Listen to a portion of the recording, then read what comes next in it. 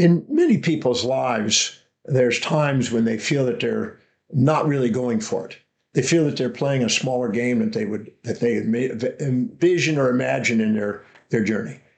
And I think this is normal. I don't think that that's everybody's full on all the time, 24 hours a day kind of thing, or when they're waking.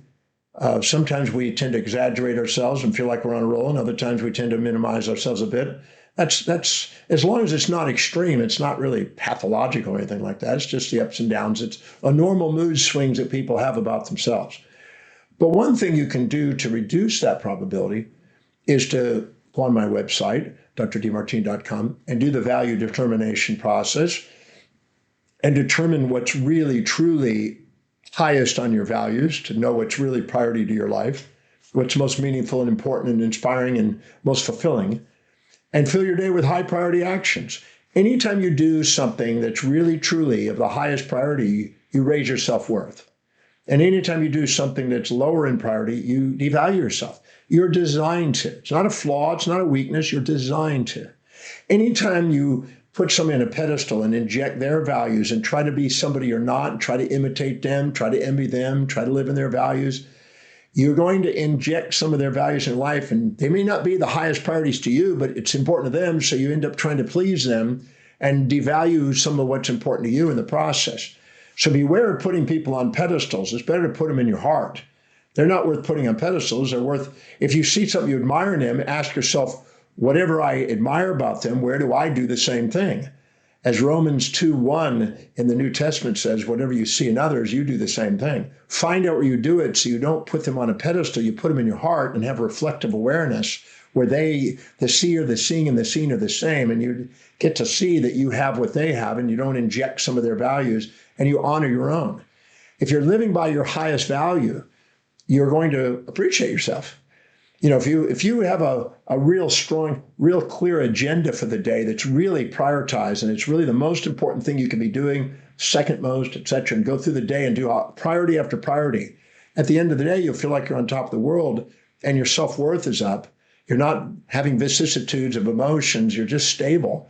And then you can handle almost anything that goes on when you get home. But if you're doing things and you're putting out fires all day and never getting to what's priority, you're more emotional and you end up devaluing yourself in the end of the day because I didn't get things done that I intended. So take the time to prioritize your life. Take the time to not subordinate to people on the outside. I said in the movie The Secret 20 years ago, when the voice and the vision on the inside is louder than all opinions on the outside, you begin to master your life. You're not here to be second at being somebody else. You're here to be first at being you. And your ontological identity revolves around your highest value. Your teleological purpose revolves around your highest value.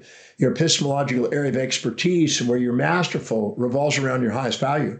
So the path of self-actualizing and mastery is in the highest value.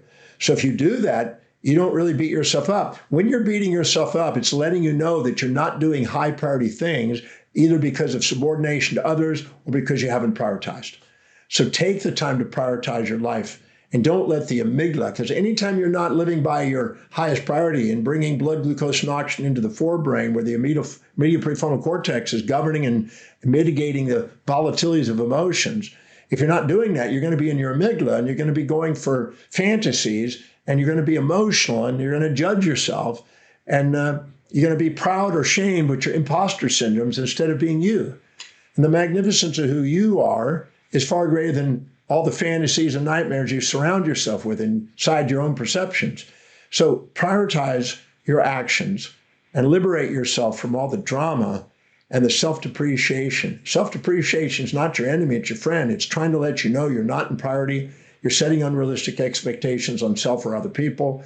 And by going back into priority and honoring other people's highest values and honoring your own highest values, you liberate yourself from the self-depreciative perspective, because the magnificence of who you are, which is your highest value, again, is the secret of not having these self-depreciating perspectives. These things that people call limiting beliefs and self-sabotage and self-depreciation, which are nothing more than feedback mechanisms to guide you to your authentic self.